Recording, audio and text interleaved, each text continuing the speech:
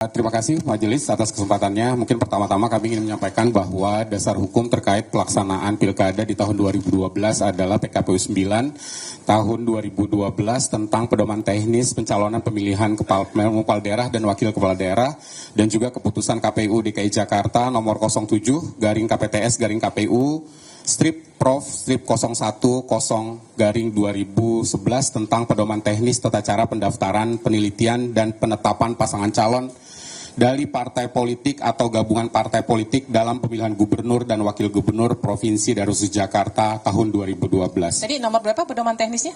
07, keputusan ya. 07. Oke. Pertama, kami menyampaikan bahwa sesuai dengan pasal 14 ayat 2 PKPU nomor 9 tahun 2012, dokumen syarat disampaikan oleh pasangan calon pada saat pendaftaran terkait pemenuhan persyaratan pendidikan di atas SLTA atau sederajat, yaitu fotokopi ijazah perguruan tinggi negeri atau swasta yang dilegalisasi oleh pejabat yang berwenang di perguruan tinggi yang bersangkutan, atau legalisasi yang dilakukan oleh pimpinan perguruan tinggi negeri atau swasta yang baru apabila perguruan tinggi negeri atau swasta tempat calon berkuliah telah diganti nama.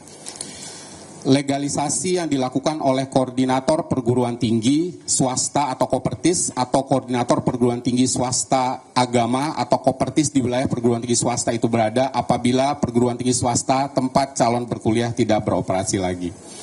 Bahwa sesuai dengan ketentuan yang diatur dalam peraturan KPU nomor 9 tahun 2012, penelitian administrasi persyaratan bakal pasangan calon menjadi peserta pemilihan umum kepala daerah dan wakil kepala daerah dilakukan dengan ketentuan.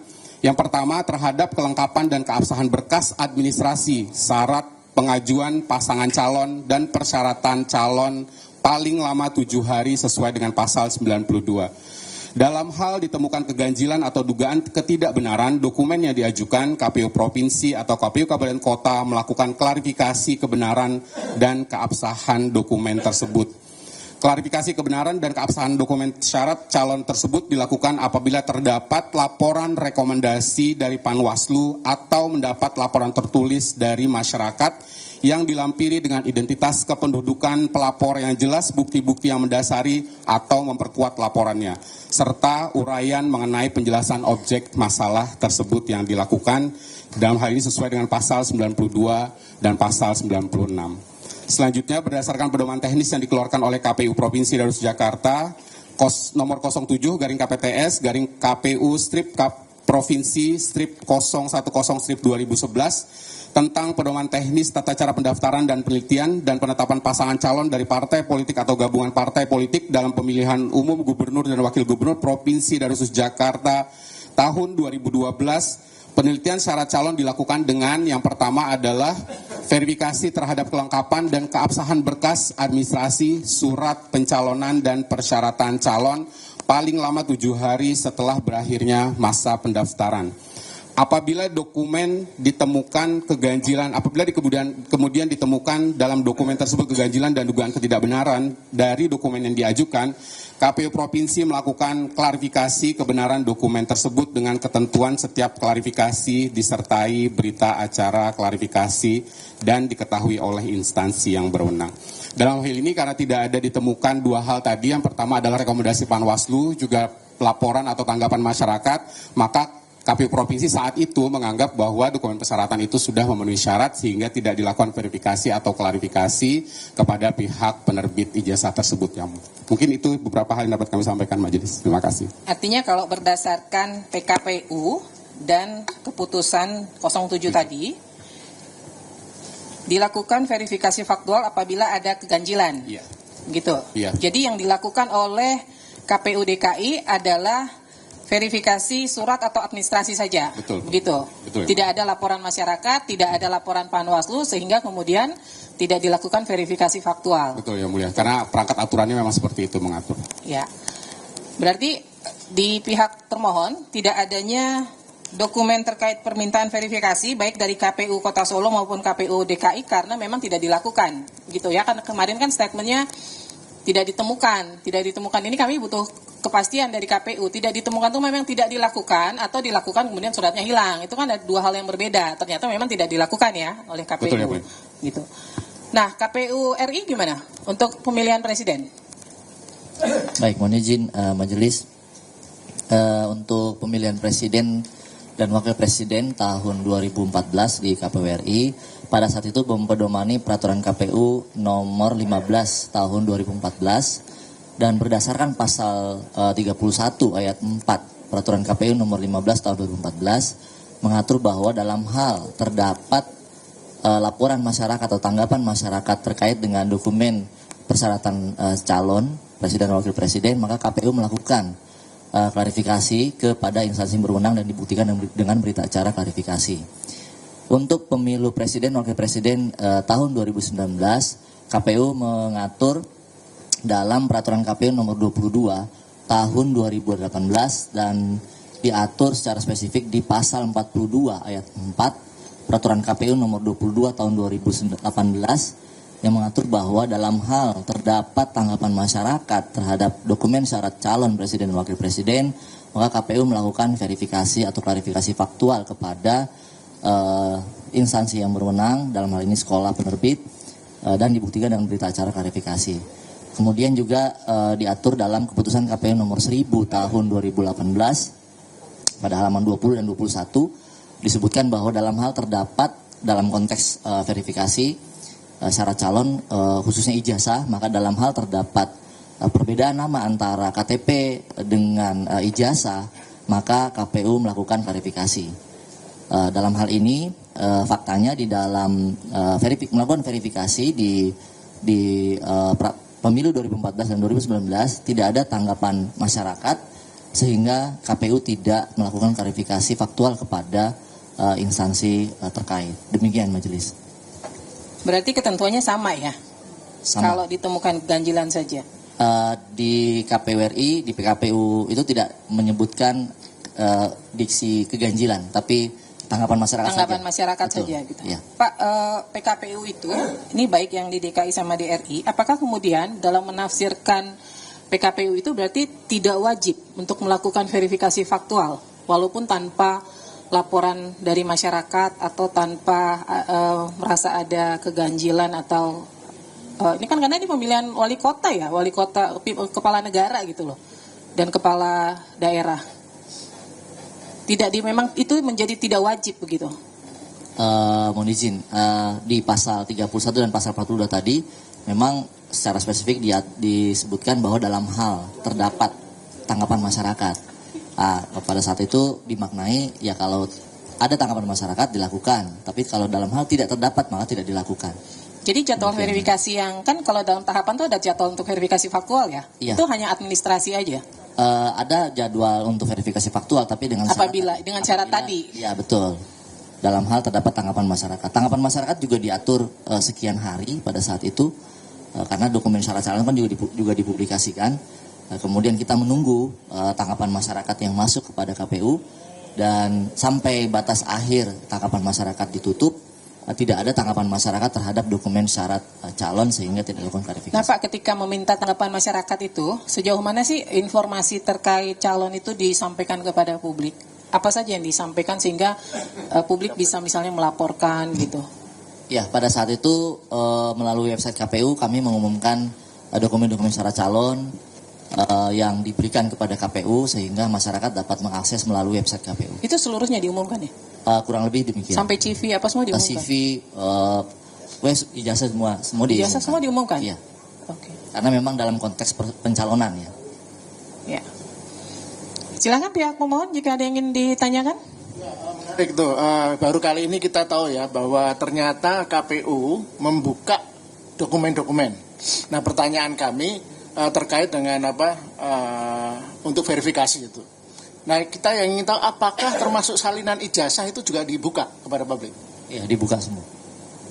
Nah dengan demikian berarti perdebatan kita kemarin bahwa salinan ijazah itu tertutup atau dikecualikan jadi gugur karena sudah diumumkan ke publik.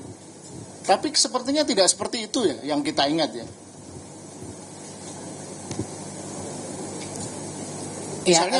Misalnya segini Ibu, UGM menganggap itu tertutup salinan ijazah, tapi KPU kan ternyata tidak menganggap ketutup walaupun salinan ijazah yang diberikan kemarin ditutup, ada 9 item yang ditutup. Jadi ini konsistensi bagaimana?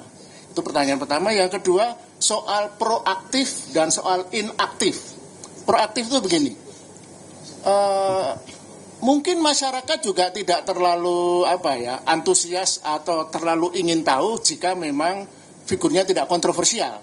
Jadi tidak bisa inaktif hanya menunggu respon masyarakat. Sebagai petugas yang diberi kewenangan untuk memeriksa dokumen-dokumen, seharusnya proaktif. Minimal ada apalagi cuma presiden, gubernur kan nggak banyak untuk melakukan verifikasi secara proaktif, tidak harus nunggu tanggapan gitu. Karena kan memang itu full time job. Gitu, Bu. Terima kasih. Silakan. Terima kasih. Ini sekali lagi sama waktu pertanyaan saya soal KPU Surakarta, Majelis. Jadi kalau kita baca di PKPU yang berkaitan dengan tahapan pemilu, itu kan ada tuh di sana. Salah satu tahapannya adalah KPU melakukan verifikasi untuk kebenaran, gitu ya. Kalau kita baca di tahapannya gitu ya, di tahapan pemilu.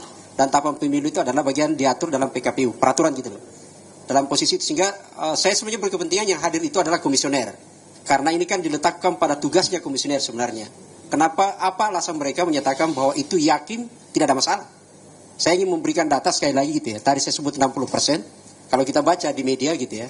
Ini diantara, dikutip kemudian ke Sindo. Ada mafia ijazah palsu, itu mencetak sampai 500-an ijazah palsu. Hanya satu mesin. Dan itu termasuk salah satu universitas yang diduga dicatut namanya adalah UGM. Itu. Jadi ini penting gitu loh. 500 ijazah palsu dicetak dan ini dibongkar oleh Polda. Gitu. Jadi maksud saya adalah, dan ini terjadi di 2015 Pak. Ini sudah valid gitu loh. Maksud saya adalah pada posisi itu sensitivitas tanggung jawab lembaga negara untuk memastikan kandidat itu sahih ijazahnya seperti apa. Kan tidak bisa kita menyatakan bahwa yang bisa menyatakan yakin itu hanya majelis. Betul-betul saya yakin ini baik atau tidak baik kan tidak ini gitu. Karena tahapannya itu ada di situ. Nah sehingga saya berkepentingan sebenarnya adalah pada posisi di tim kami yang melakukan verifikasi itu kan sebenarnya adalah komisioner gitu ya. Satu perbandingan majelis bahwa verifikasi faktual dalam pemilu legislatif yaitu DPD itu sangat ketat sekali. Saya kebetulan adalah profesi saya pemantau pemilu. Sehari-harinya adalah pemantau pemilu. Itu kemudian bahkan bersama tim Bawaslu, tim kami di lapangan sampai ke pelosok desa, melewati laut, melewati gunung gitu ya, hanya mencari satu sosok KTP kepada orang yang memberi dukungan kepada kandidat DPD. Atau kalau kepada daerah persorangan itu lakukan verifikasi. Kok ini ada capres tidak dilakukan verifikasi faktual? Ini yang menurut saya ada tidak equal. Tapi sekali lagi adalah ini bukan soal ini ya, perdebatannya bukan pada posisi salah dan benar, tapi ini pada posisi ada pengabaian tugas yang akhirnya keluar adalah seperti sekarang ini. Itu. Yes. Ya baik, sebelum ke majelis lain. Saya ingin tanya lagi KPU RI, di 2019 itu kan ada 2 paslon ya? 2 paslon. 2 paslon ya, berarti 4 orang ya? Iya. Presiden dan wakil presiden itu 4-4-nya diumumkan ke publik semua? Iya. Informasinya? Iya. Bu Ketua, saya mau tanya ke KPU RI ya. Tadi kan disampaikan kalau salinan ijazah diumumkan ke publik. Itu betul tuh? Saya mau tanya ulang deh. Iya. Salinan ijazah? Iya. Dokumen syarat calon. Enggak. Kalau CV, terus kemudian jejak rekam, lalu kemudian profil akademik, itu kan memang diumumkan ya. Nah, perangkatnya apa? Perangkatnya misalnya ada, kalau zaman dulu tuh misalnya mading ya, majalah dinding atau apa. Kalau di ini apa namanya? Saya mau pakai istilahnya Bapak. Ya, di website KPU. Di website KPU? Iya. Termasuk salinan ijazah? Ya, seluruh dokumen syarat calon. Dalam konteks pencalonan ya. Ya, ini saya ulang lagi nih. Salinan ijazah itu tayang? Atau hanya kepada tim ses? Seingat kami tayang. Jangan seingat kami Pak, izin. Iya, tayang Pak. Tayang. Bisa dikasih lihat sekarang contohnya, bisa tim yang di belakang kasih lihat contoh tayangnya.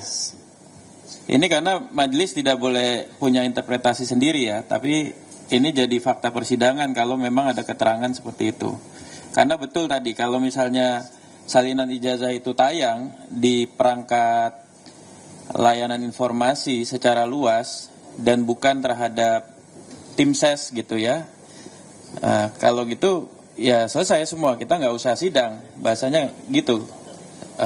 By default secara empirik berarti itu sudah terbuka, atau ada yang terbatas ketika ada permintaan, karena di kategori kita itu kan ada informasi publik tersedia setiap saat.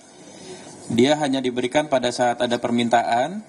Tapi kalau keterangan baru, saya bilang keterangan baru ya Bu Ketua ya, karena sebelumnya belum pernah ada nih keterangan dari KPU RI, DKI, Surakarta maupun dari UGM bahwa itu pernah ditayang secara berkala. Dalam kategori informasi publik berkala berarti di website.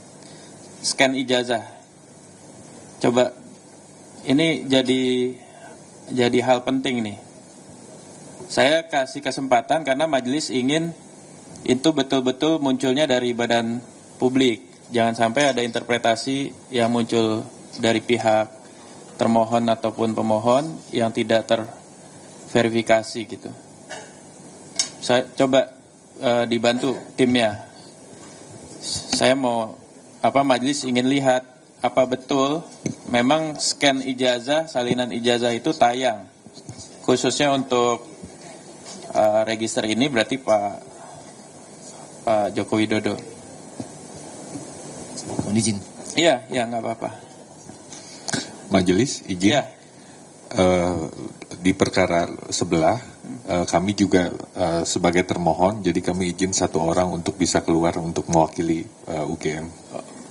Ibu Ketua. Silakan. Satu orang ya. Ya, baik, terima kasih majelis.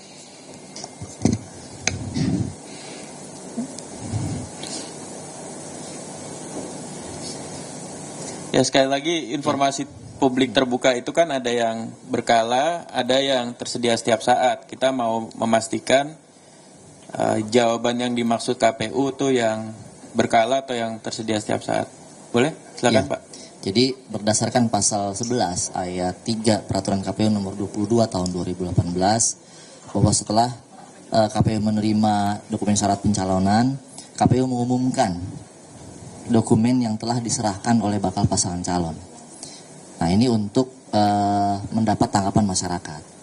Nah, memang sehingga nanti berkaitan dengan pasal 31 tadi, bahwa dalam hal terdapat tanggapan masyarakat terhadap dokumen yang sudah diumumkan, maka KPU melakukan klarifikasi kepada instansi berwenang.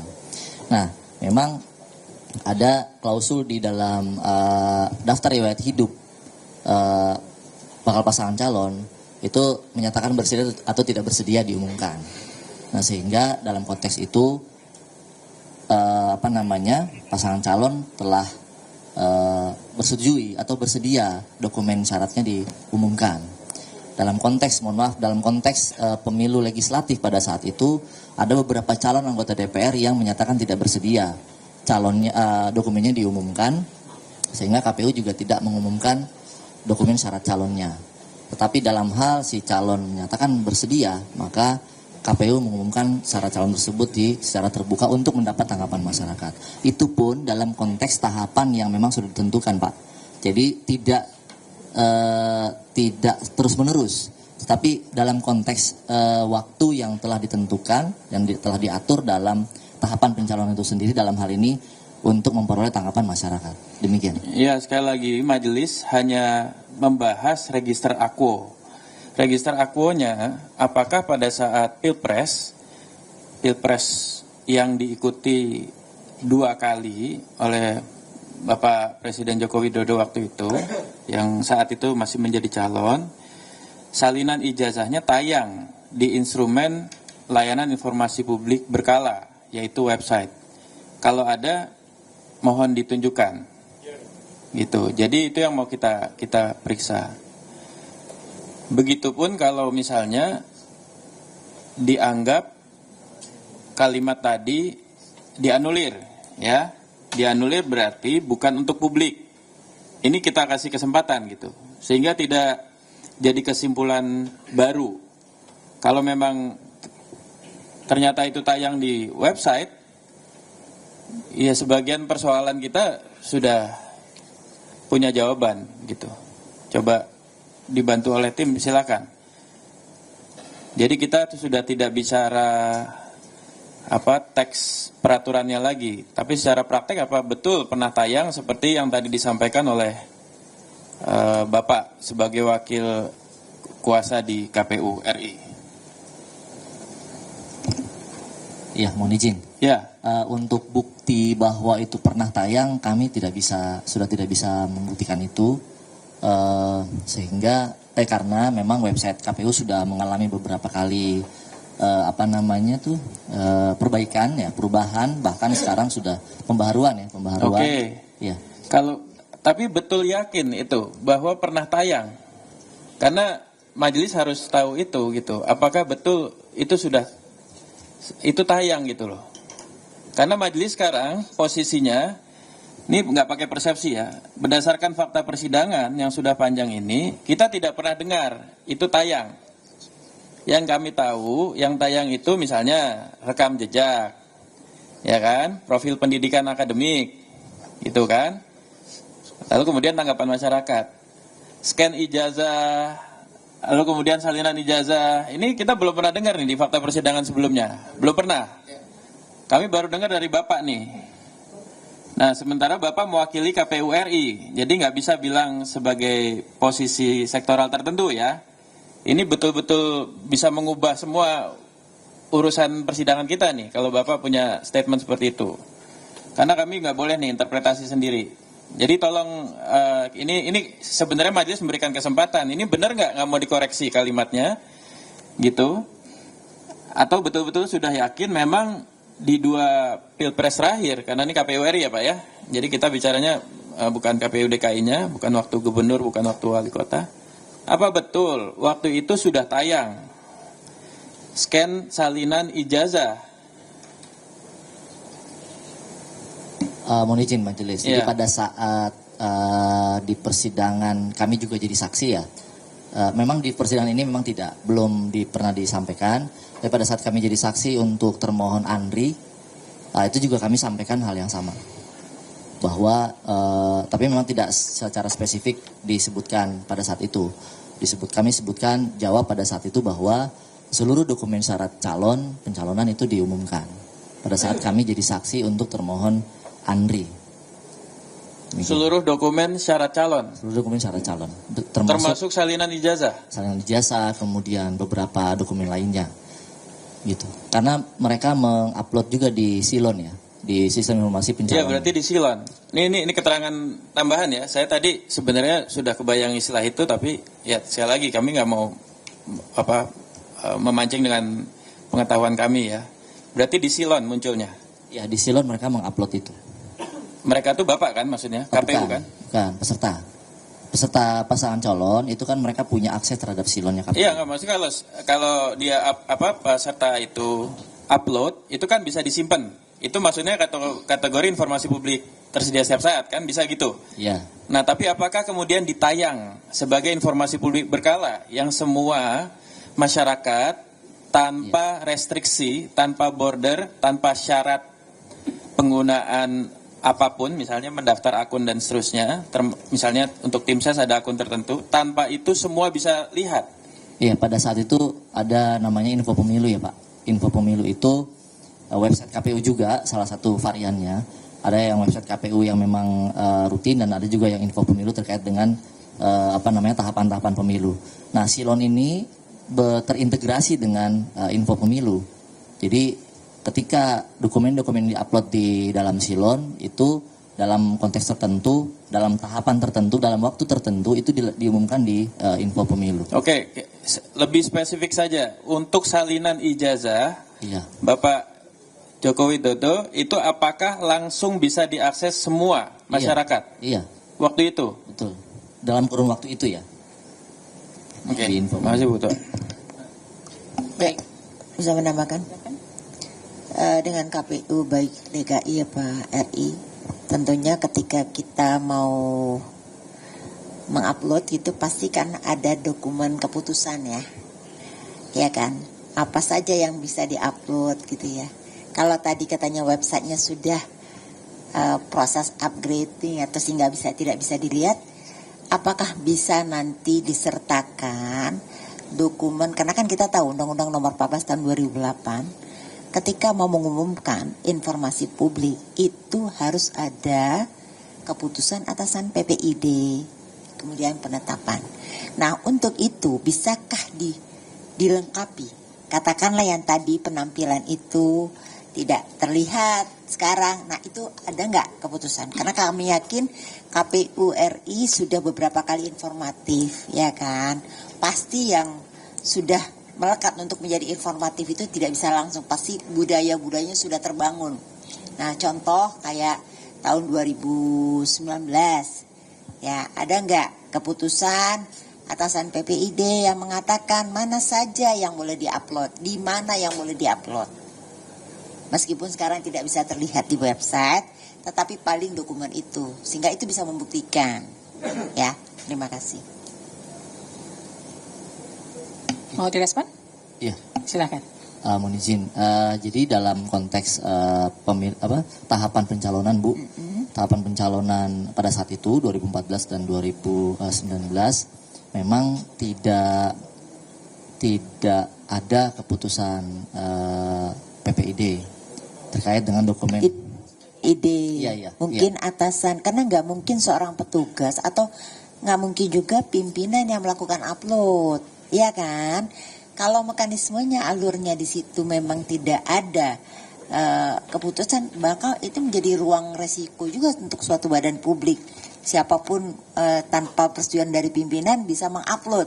Sementara yang diupload ini saat ini menjadi hal yang dokumen sensitif gitu kan. Nah, ini kalau memang tidak ada di website, ada nggak yang memutus oke, tidak, bukan atasan PPD atau setingkat pimpinan, ini boleh, ini keputusan karena ini sensitif. Ya, makasih. Iya, sejak yang kami ingat ya, kalau boleh menggunakan kalimat itu. Jangan pakai ingat, iya, Pak, karena khawatir nanti pernyataan Bapak fakta persidangan menjadi bumerang kepada lembaga. Ya, baik. Ya. Kalau tidak, langsung komunikasi dulu. Ada nggak? Lihat register administratifnya. Begitu aja, Pak. Kalau belum apa, tunda jawabannya. Iya, tidak ada, Bu. Jadi pada saat itu memang kami atau KPU hanya mempedomani peraturan KPU dan juknisnya. Berarti untuk mengupload suatu dokumen, apapun namanya, apalagi ini berbentuk yang sifatnya ijazah, itu bisa diupload tanpa ada putusan pimpinan. Berarti siapapun bisa. Karena khawatir nih, Pak, kalau itu mekanisme dianut, meskipun itu bukan lembaga KPU misalnya, itu bisa sensitif loh, Pak. Iya kan? Iya. Ya, hal-hal yang sepakat gak ya, kan bisa sensitif ya. Loh, kenapa dicabut lagi? Ya, apalagi sekarang medianya media publik yang bisa berasumsi, bisa. Jadi makanya kami bertanya lagi, apakah atau ada nggak mekanisme di lembaga KPU bagaimana untuk siapa yang punya kewenangan untuk ini boleh diupload, ini enggak. Katakan bukan setingkat atas PPID, masa itu barangkali. Iya, mohon izin majelis, kami tentu sebagai sekretariat pada saat itu ya, tentu melakukan sesuatu atas arahan dan putusan pimpinan.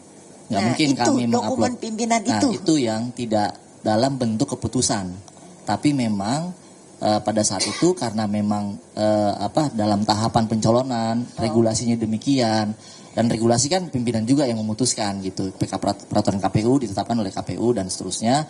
Dan dalam konteks pengumuman itu sudah teknis dan itu tidak ada checklist. Iya, checklist ya, untuk memastikan mana yang mau diupload, mana yang enggak. Iya. Cukup, makasih. Baik, demikian dari termohon ada yang ingin ditanyakan? Cukup ya? Cukup. Dari pemohon. Ada lagi? Ya, silakan.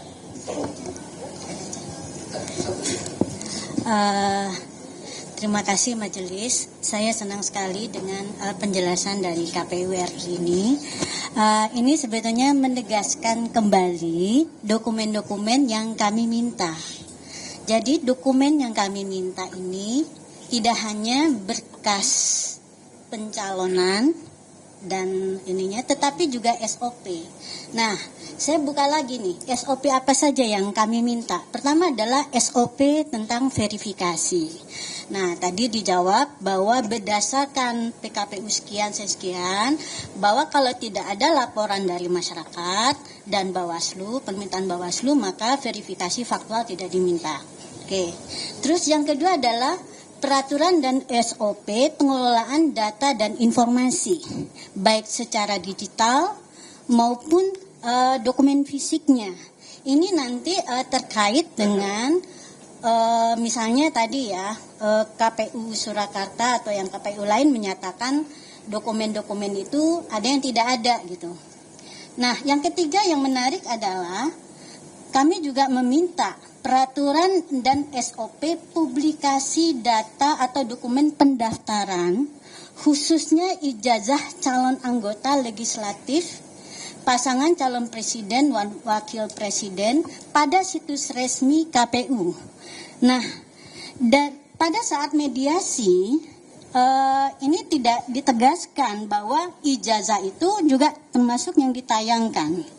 Karena memang kalau misalnya tidak ditayangkan, bagaimana masyarakat tahu bahwa ijazahnya itu ada masalah atau tidak gitu. Jadi masuk akal ya, jadi harus ditayangkan. Cuman kami nanti akan meminta nih secara detail pada SOP tersebut bahwa apa saja yang ditayangkan pada berkas itu sesuai dengan peraturan. Jadi tidak interpretasi secara subjektif. Kemudian tadi verifikasi saya melihatnya bahwa KPU masih mengandalkan verifikasinya adalah dengan pendapat subjektif bahwa jika tidak ada keganjilan. Karena kalau misalnya verifikator dari KPU sudah tidak tahu bagaimana ganjil dan tidaknya suatu ijazah, ya apalagi dengan zaman sekarang AI makin bagus, itu hasilnya akan makin bagus. Digital kita nggak bisa lihat bukti fisik. Jadi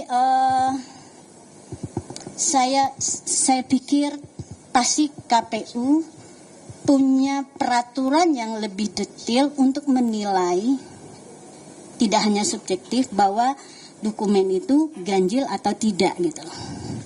Apalagi kalau tidak ditayangkan di website. Itu. Terima kasih. Cukup? Ya, satu lagi silakan. Ya, terkait tanggapan masyarakat mengenai dokumen calon bupati, gubernur, calon presiden, mestinya KPU berkaca pada peristiwa tahun 2015, di mana justru pemerintah sendiri yang menangkap kritik masyarakat tentang begitu banyaknya ijazah palsu di kalangan pejabat publik, bupati, kepala daerah, ya mungkin juga presiden, kita nggak tahu, anggota DPR, sehingga pada waktu itu yang membongkar ini Menteri Penertiban Aparatur Negara dan Menristek Dikti. Kedua menteri ini aktif, bahkan sudah melapor kepada pihak kepolisian tentang dugaan ijazah palsu ini.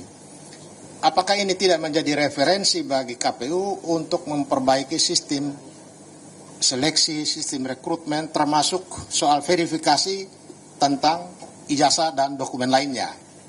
Jadi kalau KPU hanya mendasarkan masyarakat melapor, mungkin waktu itu masyarakat sudah tidak percaya dengan KPU, sehingga mengenai ijazah palsu ini dilaporkan ke pihak kepolisian.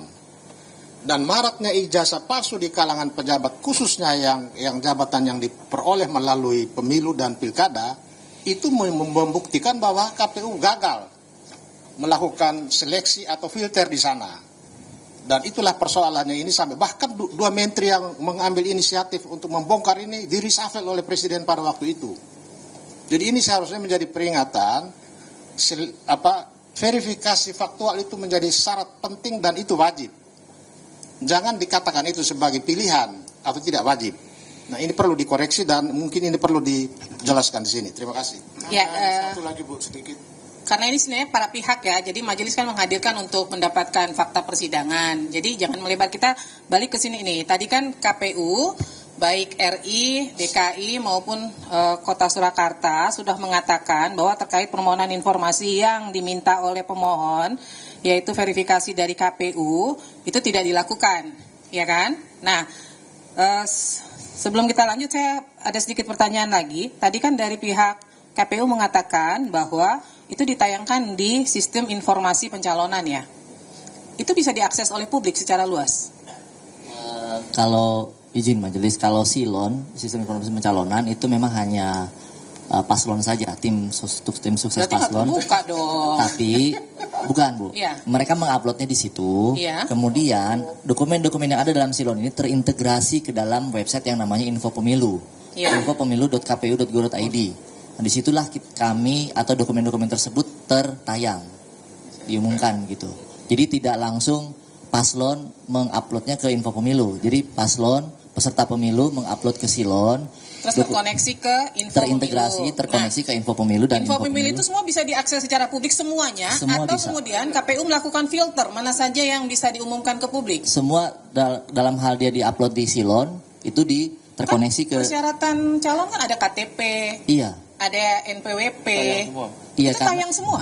Iya tayang semua, tapi mohon maaf Kak, sedikit barusan kami diskusi untuk yang ijazah SMA karena nilainya itu ada di halaman belakang ya. Nilai ijazah SMA ijazah SMA ya. Jadi yang kita tayang hanya yang di depannya aja yang tidak ada nilainya. Enggak, maksudnya KTP itu ditayangkan? Iya. Karena yang bersangkutan kan sudah menyetujui bahwa dalam konteks pencalonan ya Bu, bukan. Lah bagaimana KPU melakukan filter terhadap identitas pribadi? Kan ada undang-undang Adminduk sebelum undang-undang PDP ya. Ada kan undang-undang Adminduk, KTP itu informasi yang dikecualikan. Gimana tuh perlindungan KPU terhadap data pribadi masyarakat gitu loh? Kan ini masih masyarakat ya, belum terpilih ya gitu loh. Iya. Gimana tuh? Iya, pada saat itu memang karena yang bersangkutan ya calon presiden, calon legislatif pada saat itu juga itu ada di dalam CV-nya itu menyatakan bersedia. Jadi bersedia untuk diumumkan sehingga ya dokumen-dokumen syarat calonnya ya, tapi badan publik KPU sebagai badan publik juga harus hati-hati. Kadang kan ada undang-undang lain yang melindungi gitu kan. Jangan sampai seperti KTP kemudian itu dijadi informasi terbuka gitu. Karena undang-undang admin kan sudah mengecualikan. Jadi KPU juga ketika memberikan akses seluas-luasnya juga harus memperhatikan perlindungan terhadap data pribadi masyarakat gitu loh, jangan sampai terjadi kebocoran. Ya, silakan. Izin Bu Ketua, ini saya buka ya, ini tentu bukan pemilu capres yang lalu ya. Contoh lah misalnya infopemilu.kpu.go.id nih, ini kita buka, boleh yang lain juga buka. Ini kalau diklik berarti harusnya ada kan, karena peraturan masih sama ya. Ini kalau diklik nggak ada tuh salinan. Nih diklik profil calon nih misalnya. Ya kliklah acak. Ini kan ada 3 calon, 3 paslon, berarti ada 6. Ini majelis mau konfirmasi fakta soalnya, bukan soal gimana. Ini nggak ada KTP, nggak ada. Atau misalnya di sini ditulis misalnya SD, SMP, SMA, nggak ada tuh kolom dokumennya. Nah ini maksudnya majelis ingin mendapatkan keterangan yang betul-betul faktual. Kita melarang pihak pemohon dengan opini, tapi juga kita mencegah termohon menyampaikan sesuatu yang tidak fakta. Karena ini betul nanti akan mengubah banyak hal. Jadi nggak perlu ada UGM kalau semuanya udah dibuka begitu kan? Iya kan? Persis. Ini nggak ada. Riwayat pekerjaan, riwayat pendidikan. Ini kan ada di sini. Kalau memang semuanya ngeplong gitu ya. Kalau istilahnya tadi tuh silon dan info pemilu tuh nggak pakai saringan, bahasa Ibu Ketua tadi ya Bu Ketua ya. Nggak pakai saringan, dipilih mana yang berkala, mana yang tersedia setiap saat. Maka harusnya ngeplong nih semuanya. Kalau kita mau pakai argumen terkininya KPU. Tapi ini kan nggak ada. Atau saya perlu diinfo lagi kolom selain ini yang bisa dibuka. Karena ini satu-satunya yang bisa saya buka ini. Contoh. Ini kan nggak ada. Kita fokus misalnya ke riwayat pendidikan gitu. Misalnya kita lihat, ini ada S1, terus kan nggak ada.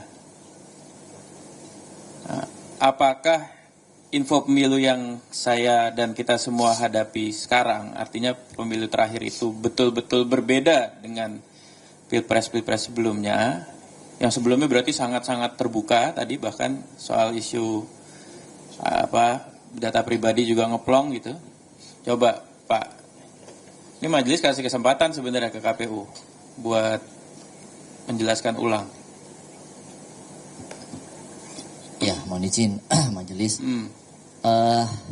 Pertama kami menyampaikan bahwa info pemilu sendiri itu kan sudah mengalami beberapa kali pembaharuan, termasuk yang sekarang itu fitur-fiturnya sudah berubah. Jadi kalau mau mengakses yang 2019 itu ada di menu riwayat pemilu. Riwayat pemilu. Ini info pemilu.kpu.go.id. Oke, kita mulai dari home ya. Iya. Kemudian itu riwayat ada itu bagian mana? Riwayat pemilu yang di depan. Dua atas ya, pemilu 2019 ya. Riwayat pemilu dulu. Iya, udah. Riwayat pemilu, kemudian ada paling bawah Pilpres 2019. Oke. Nah, itu kan nama calon. Ya, daftar pencalonan Pilpres. Ya. Ya, itu kan ada kolom-kolom ya. Nah, nama-namanya memang sudah tidak ada karena memang sekali lagi ini tidak lagi tayang gitu, sudah tidak lagi tayang. Nah, pada saat itu ketika nama calon presiden diklik, ini kan ada kolom nama calon presiden. Nama calon presiden diklik, maka disitulah ada, memang tidak langsung otomatis tayang, tapi ada beberapa dokumen-dokumen yang keluar di situ, dan ketika itu bisa diklik. Profil itu, seperti tadi ya, profil calon, ya KTP dan dokumen-dokumen syarat calonnya itu bisa diklik. Jadi Pilpres. Tapi pada saat itu aja ya. Oke, berarti Bapak mau bilang Pilpres 2014, Pilpres 2019 itu ada dokumen pendukungnya tayang. Kalau yang Pilpres yang terakhir malah nggak ada. Bapak mau bilang gitu? Kalau 2024 sebentar. 2024 yang mana sih? Karena kalau Bapak bilang begitu berarti pemilu yang terakhir tidak lebih terbuka dari pemilu yang sebelumnya. Bapak mau bilang begitu? Ini.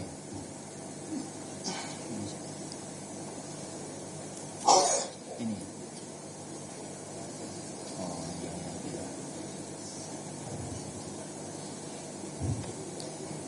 Ya, kami tidak dalam kapasitas menilai itu ya, menyimpulkan itu, tapi yang jelas ini artinya majelis akan berkesimpulan seperti itu kalau Bapak bilang bahwa dua pemilu sebelum yang terakhir itu seluruh dokumen pendukung tayang, termasuk salinan ijazah.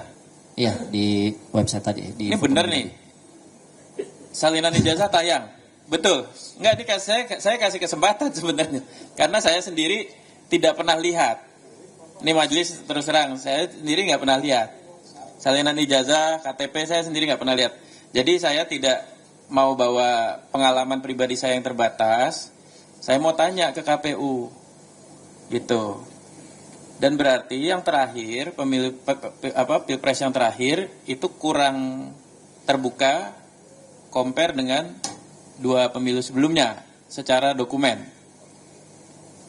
Tapi terbuka ini nggak mesti lebih baik lebih jelek ya, karena tadi saya cuma mau itu. Iya, kebijakannya demikian. Jadi nggak ada, ada yang sebelumnya. Sebelumnya ada, seperti tadi yang kami kalau begitu kan bisa dibilang ini harusnya kalau pemohon ya mau tahu soal salinan ijazah di dua Pilpres sebelumnya harusnya udah bisa ngupload kan begitu.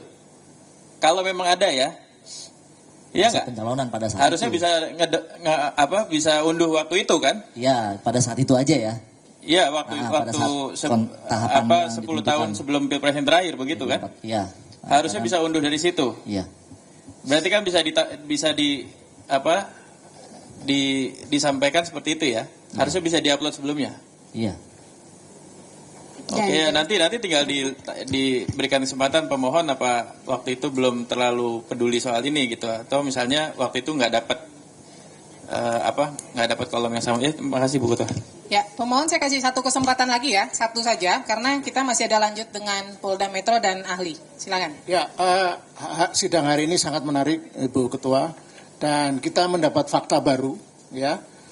Dan fakta baru yang disampaikan oleh KPU itu benar-benar dalam persepsi saya sudah membatalkan atau menganulir 4 sidang sebelumnya jadinya. Kenapa pernyataan ini tidak sejak awal ya disampaikan? Artinya begini, dalam 4 persidangan sebelumnya kita sudah berdebat mengenai apakah salinan ijazah yang paling penting aja ya, gitu. Itu terbuka atau tertutup, dikecualikan atau tidak. Bahkan kita harus mediasi, kita harus ada putusan adjudikasi, uji konsekuensi, bahkan sampai sekarang KPU Solo belum bersedia memberikan salinan itu. Ternyata hari ini kita baru tahu, ternyata salinan-salinan dokumen penting itu, termasuk salinan ijazah, pernah di-upload. Artinya publik pernah diberi kesempatan gitu kan. Nah, persoalannya kan, kalau memang satu dokumen, ini ada ahli ATI ya, Mbak Leoni, kalau pernah di-upload itu selalu ada rekam jejak digitalnya yang bisa dilacak. Dan pertanyaan paling penting, kenapa waktu kami memohon salinan ijazah itu disensor? Nah, pertanyaannya, apakah salinan ijazah saat itu ketika diupload tahun 2014 dan 2019 itu juga versi sensor atau tidak? Artinya soal kapan dilegalisasi dan sebagainya itu bisa dibaca nggak saat itu? Nah, ini mohon dicatat, temuan ini kan menjadi kejelasan bahwa memang ada inkonsistensi dari pihak termohon, khususnya KPU untuk tidak sejak awal memberikan keterangan yang clear and cut dan jelas. Terima kasih. Ya. 2020. Ya. Kalau KTP saja ada satu contoh tidak lagi. disensor, ijazah nggak mungkin disensor ya. Nggak disensor kan pasti ya. Ibu Ketua, ada satu fakta lagi yang menarik. Kita tahu beberapa bulan lalu ada polemik di masyarakat ketika mulai muncul info, ini hanya info sampingan, ada info bahwa riwayat pendidikan Gibran tiba-tiba hilang dari website KPU. Nah, apakah ini praktek yang lazim di KPU menghilangkan informasi-informasi penting? Ya, ini nggak ada relevansinya, jadi saya tidak lanjutkan ya. Karena saya meminta di SOP untuk tayang itu, karena ini menyangkut kasus tahun 2024 ya, itu. Betul. Tapi kan yang terkait ijazah Gibran kita tidak bahas di sini ya, jadi nanti di persidangan berikutnya. Terus saya diklarifikasi, di sebelum itu sebenarnya fasilitas informasi di mana para kandidat untuk mencalonkan, syarat mengupload calon-calon itu ya, persyaratannya, yang bisa diakses secara penuh, diberikan akses kepada kandidat, bahkan publik sebenarnya itu terbatas, Pak. Jangankan publik, Bawaslu pun sebenarnya terbatas, hanya tertentu, dan bahkan pernah Bawaslu itu mengeluh, kami tidak bisa mengakses full masuk di Silom gitu loh. Jadi kan ada Silom, ada Sidali gitu ya, itu kan harus ada 2 hal yang berbeda gitu loh. Jadi maksud saya masih agak ragu kalau disebut semua full masuk lalu terkoneksi ke informasi gue ini, bukan gitu. Jadi di Silom itu memang semua orang mengupload masuk, semua kandidat mengupload persyaratannya yang 20-an itu, lalu kemudian KPU memberi batasan. Saya publik hanya bisa mengakses pada dokumen tertentu. Ingat, karena pada saat pemilu Pilpres itu ada sebenarnya kerjasama antara KPU dengan KIP. Itu ada fakta, ada penandatangan kerjasamanya di situ dengan KIP. Jadi ada sebenarnya batasan-batasan itu ada gitu loh. Jadi maksud saya perlu klarifikasi lebih jauh. Apakah betul itu dipublikasi secara utuh? Tidak. Yang saya pahami adalah semua dokumen ada di dalam, tapi tidak bisa diakses secara penuh oleh publik. Dia hanya bisa diakses dalam batasan-batasan tertentu. Terima kasih. Terakhir silahkan dijelaskan terkait Silon. Terima kasih Majelis. Untuk Silon memang betul yang disampaikan pemohon bahwa Silon, Sidali, Sirekap bahkan atau apapun itu hanya bisa diakses oleh orang-orang tertentu yang diberikan akses seperti peserta pemilu, pengawas pemilu, KPU sendiri dan seterusnya. Publik mengakses dokumen-dokumen yang ada di dalam aplikasi-aplikasi tersebut di dalam info pemilu. Nah, dalam konteks tadi kami bilang terintegrasi, maka dokumen-dokumen yang diupload di dalam Silon terintegrasi ke dalam info pemilu untuk diakses publik berdasarkan tadi pasal 11 ayat 3 ya. Ayat 3 Peraturan KPU nomor 22 tahun 2018 bahwa KPU mengumumkan dokumen syarat calon, dokumen syarat yang telah diserahkan oleh bakal pasangan calon. Nah, turunan dari pasal ini tentu jadi apapun yang diberikan kepada syarat calon dalam silon, maka karena dia terkoneksi ke dalam info pemilu, maka pada saat itu settingan atau apapun itu, kami nggak terlalu paham IT, tapi yang jelas yang diupload ke dalam silon karena memang ada pasal 11 yang diumumkan dokumen yang telah diserahkan oleh bakal pasangan calon tanpa di situ ada ditulis kecuali atau apapun itu, maka itu diupload ke dalam info pemilu bisa diakses oleh publik. Demikian.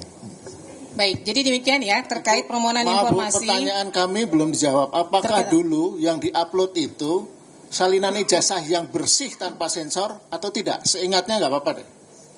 Tadi udah dinyatakan ya, tidak ada sensor kan? Tidak ada sensor pada saat itu, ya kan? Ya, jadi cukup ya. Untuk para pihak, baik pemohon termohon, jadi terkait dokumen permintaan verifikasi dari KPU ini udah diklarifikasi oleh KPU RI, KPU DKI dan KPU Kota Solo, Kota Surakarta bahwa verifikasi tidak dilakukan sehingga memang pihak termohon tidak menguasai informasi tersebut, ya, tidak dalam penguasaan pihak termohon. Dari pihak KPU, walaupun saya sudah tahu nih yang datang KPU RI dan KPU DKI, silakan identitasnya disampaikan dulu kepada majelis, buat dicatat di panitera.